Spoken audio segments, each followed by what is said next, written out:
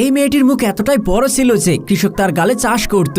মেয়েটির গালে ভীষণ চুলকানি হচ্ছিল, তাই সে ডাক্তারের কাছে আসে। তারপর ডাক্তার মাইক্রোস্কোপের সাহায্যে তার গালে একটি কালো দাগ দেখতে পায় এবং ডাক্তার তার গালে লাগানোর জন্য একটি ক্রিম নিয়ে আসে। কিন্তু তারপর ডাক্তার দেখে যে সেই কালো দাগের জায়গায় একজন কৃষক চাষ করছে। এছাড়াও তার আশেপাশে আরো অনেক কৃষক কাজ করছে এবং সবাই অনেক খুশি ছিল, কারণ এবার তাদের বাম্পার ফলন হতে চলেছে। তারপর মেয়েটি বলে, তুমি কি দেখছো, তাড়াতাড়ি করো, আমার হাতে অনেক কম সময় আছে। তারপর ডাক্তার যখন মেয়েটির গালে ক্রিম লাগাতে শুরু করে, তখনই কৃষকদের দুনিয়া কালো মেঘে ঢেকে যায় এবং ক্রিমের বড় বড় ঢেউ উঠতে শুরু করে। সমস্ত কৃষক এত বড় ঢেউ দেখে ভয় পেয়ে যায় এবং নিজেদের প্রাণ রক্ষার জন্য দৌড়ে পালাতে শুরু করে। কিন্তু কৃষকরা কিছুটা দূরে গিয়ে একটি খাদ দেখতে পায়, যেটা পার হওয়া তাদের জন্য অসম্ভব ছিল। তারপর ডাক্তার কাঁদতে কাঁদতে ক্রিম লাগাতে থাকে, কারণ সমস্ত কৃষক মৃত্যুর আগে শেষবারের মতো তাদের পরিবারের সাথে দেখা করছিল। বন্ধুরা, এই কৃষকরা কি তাদের জীবন বাঁচাতে পারবে তা জানতে পার্ট 2 দেখার জন্য এই ভিডিওতে একটি লাইক করে চ্যানেলটি সাবস্ক্রাইব করুন।